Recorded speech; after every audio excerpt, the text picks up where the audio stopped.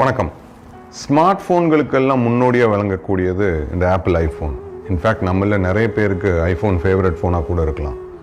அந்த ஆப்பிள் கம்பெனியோட நிறுவனர் மிஸ்டர் ஸ்டீவ் ஜாப்ஸ் 56 வயசில் புற்றுநோய் காரணமாக இறந்துட்டாங்க 2011. 10 வருஷம் முன்னாடி. ரொம்ப ஃபேமஸான பர்சனாலிட்டி, நம்மள நிறைய பேருக்கு தெரிஞ்சிருக்கும். அவர் மரணப்படுக்கையில் பதிவு பண்ணின கடைசி வார்த்தைகளை 2021 முதல் பதிவாக பண்ணணும்னு நினச்சேன். ரொம்ப இமோஷ்னலான வார்த்தைகள், கேளுங்க. வர்த்தக உலகத்தில் வெற்றியோட உச்சியை தொட்டுட்டேன்.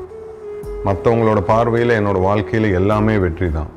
எவ்வளவு வேலை இருந்தாலும் அதுக்கு நடுவில் நான் கொஞ்சம் சந்தோஷமாகவும் இருந்தேன். நோய்வாய்ப்பட்டு படுக்கையில் இருக்கிற இந்த தருணத்தில் என்னோட மொத்த வாழ்க்கையும் நான் யோசித்து பார்க்குறேன்.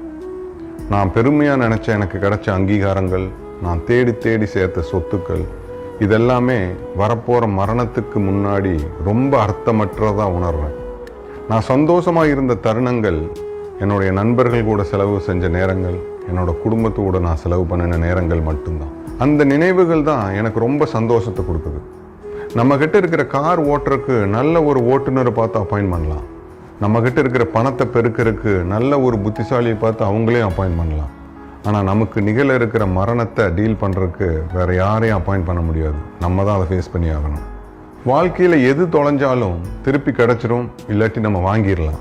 ஆனால் நம்மளுடைய நல்ல நேரங்கள் போச்சுன்னா கிடைக்கவே கிடைக்காது.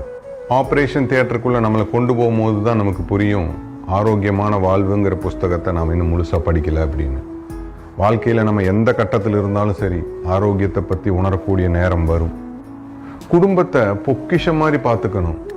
மனைவியை அதுக்கும் மேலே நல்லபடியாக நடத்தணும். நம்ம நண்பர்களை, நம்ம கூட பழகிற உறவுகள் கூட மனசார பழகணும். எல்லாத்துக்கும் மேலே நம்ம உடம்பை நல்லபடியாக கவனிச்சுக்கணும். வயசாகும்போது இதெல்லாம் எவ்வளவு முக்கியம் அப்படின்னு புரிய வரும். எவ்வளவு தான் பொருள் சேர்த்துனாலும் அடிமனசிலிருந்து அது சந்தோஷத்தை கொடுக்காது. நாம் குடும்பத்தோட செலவு செஞ்ச நேரங்கள், நாம் நண்பர்களோடு இருந்த தருணங்கள், இதனோட நினைவுகள் தான் மனசார சந்தோஷத்தை கொடுக்கும். வாழ்க்கையில் மறுக்க முடியாத சில பாயிண்ட்ஸ். நம்ம குழந்தைகளுக்கு அதிகமாக பணம் சேர்க்கறதுக்கு சொல்லிக் கொடுக்கறத விட இருக்கிறத வச்சு எப்படி சந்தோஷமாக இருக்கணும்னு சொல்லிக் கொடுக்கணும். ஏன்னா வாழ்க்கையில் சந்தோஷங்கிறது தான் ரொம்ப முக்கியம். மனுஷனாக இருக்கிறதுக்கும் மனுஷத்தன்மையோடு இருக்கிறதுக்கும் ரொம்ப பெரிய வித்தியாசம் இருக்குது. ரொம்ப சில பேருக்கு தான் அது புரியும். சாப்பாட்டை மருந்து மாதிரி சாப்பிடணும், இல்லாட்டி மருந்தை சாப்பாடு மாதிரி சாப்பிட்ற சூழ்நிலைக்கு நம்ம தள்ளப்படுவோம். நாம் பிறக்கும் போது கொண்டாடப்படுவோம். நாம் பிறந்ததை நினச்சி ரொம்ப சந்தோஷப்படுவாங்க. அதே மாதிரி நாம் இறக்கும் போது ரொம்ப வருத்தப்படுவாங்க. நாம் இல்லாததை நினச்சி துக்கப்படுவாங்க. சந்தோஷம், துக்கம், இதுதான் வாழ்க்கை. இதுக்குள்ளே தான் வாழ்ந்துட்டு போகணும். வாழ்க்கைக்கு தேவையான சிறந்த மருத்துவர்கள் சூரிய ஒளி, சன்லைட். அதிகாலை சூரிய ஒளி நம்ம உடம்புல படுற மாதிரி பார்த்துக்கணும். ஓய்வு, ரெஸ்ட். நாம் உடம்புக்கு தேவையான ஓய்வை நம்ம கொடுத்தே ஆகணும். எவ்வளவு பிஸி ஸ்கெடியூலாக இருந்தாலும் சரி, நம்மளுடைய ஓய்வை நம்ம எடுத்தே ஆகணும். எக்ஸசைஸ், உடற்பயிற்சி, அதே தான். எவ்வளவு பிஸி ஸ்கெடியூலாக இருந்தாலும் நம்ம உடம்புக்கு தேவையான எக்ஸசைஸை எவ்ரிடே நம்ம செஞ்சே ஆகணும். அதில் நோ காம்ப்ரமைஸ். டயட், உணவு பழக்கம். எவ்வளவு பிடிச்ச ஃபுட்டாக இருந்தாலும் சரி, அது எப்பேற்பட்ட விருந்தாக இருந்தாலும் சரி, அளவுக்கு மீறி சாப்பிடவே கூடாது. தன்னம்பிக்கை, செல்ஃப் கான்ஃபிடென்ஸ். வாழ்க்கையில் எந்த சூழ்நிலை வந்தாலும் பார்த்துக்கலாம் அப்படிங்கிற தன்னம்பிக்கையோடு இருக்கணும். நல்ல நண்பர்கள்.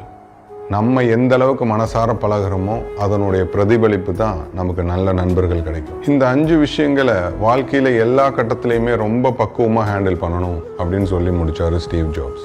இவரோட கடைசி வார்த்தையிலிருந்து நமக்கு கிடைக்கக்கூடிய மாரல், எவ்வளவு பிஸி ஸ்கெடியூலாக இருந்தாலும் நாம் குடும்பத்து கூட நேரம் செலவு பண்ணணும், நாம் நண்பர்கள் கூட நேரம் செலவு பண்ணணும். இதையே தான் நம்ம மகாகவி பாரதியாரும் சொல்லியிருக்காங்க. கடமை நினைவு துளைத்திங்கு கலியுட்டென்றும் வாழ்குவோமே. My name is Niyas Basheer.